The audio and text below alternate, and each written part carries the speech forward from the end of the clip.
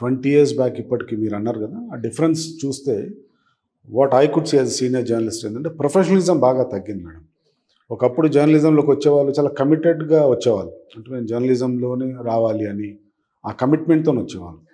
ఇప్పుడు వస్తున్న జర్నలిస్ట్ అంటే దీన్ని ఇంకొక ఉద్యోగంగానే చూస్తున్నారు. ప్లస్ చాలామంది 20 years బ్యాక్ వరకు వచ్చే మేబీ 15 years బ్యాక్ వరకు వచ్చే జర్నలిస్టులు అందరూ కూడా ఈ ప్రొఫెషన్లో కంటిన్యూ కావాలి మనం ఎట్లాగో, ఎందుకంటే మన ఆ కమిట్మెంట్తో వస్తున్నారు కాబట్టి. ఇప్పుడు వస్తున్న యంగ్ జనరేషన్ వాళ్ళు ఏంటంటే దీని ఇంకో ఉద్యోగంగా చూస్తున్నారు. దీనికంటే మంచిగా ఇంకో 10,000 ఎక్కువ ఇస్తే అక్కడికి వెళ్ళిపోతున్నారు. అది పిఆర్ కానీ అడ్వర్టైజింగ్ కానీ ఇంకా ఈ మధ్యన కొత్తగా వస్తున్న ఎమర్జింగ్ టెక్నాలజీ ఏరియాస్లో రిలేటెడ్ టు జర్నలిజం అక్కడికి వెళ్ళిపోతున్నారు.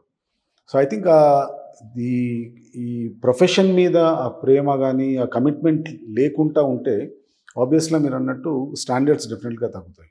దానికి తోడు నా ఉద్దేశంలో ఏంటంటే జర్నలిస్ట్ షుడ్ బి ట్రైన్డ్ అండి.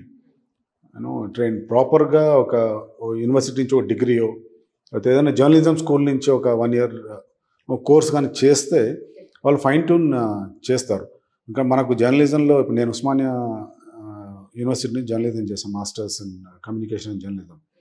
అసలు మాకు ఫస్ట్ లెసన్ వారు నేర్పించేది ఏంటంటే మీరు ఏం రాయకూడదో నేర్పిస్తారు వాళ్ళు. పర్ఫెక్ట్. ఏం చెప్పకూడదో అది చెప్తారు ఫస్ట్.